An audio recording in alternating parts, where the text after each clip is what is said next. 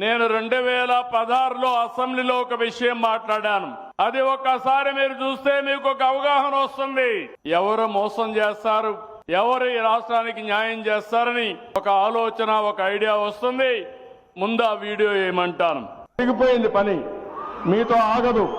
నీళ్లు వస్తాయి, మీతో ఆగదు. శ్రీశైలం నుంచి నీళ్లు పోతిరెడ్డిపాడు ద్వారా నీళ్లు పోతాయి. అంద్రేనివాకు నీళ్లు వస్తాయి, గాలేరు నగరికి వస్తాయి. పలమనేరు ఎమ్మెల్యే ఉన్నాడు, పలమనేరుకు నీళ్లు వస్తాయి. పొంగునూరుకు వస్తాయి. మదనపల్లి ఎమ్మెల్యే ఉన్నాడు, మదనపల్లికి వస్తాయి. మీ లీడర్ అపోజ్ చేసినా మీకు నీళ్లు వచ్చి తీరుతాయి. అదే విషయం నేను అక్కడ చెప్తాను పబ్లిక్ కి. వీళ్ళ లీడర్ ఒప్పుకోలేదు, వీళ్ళ ఎమ్మెల్యేలు ఒప్పుకోలేదు.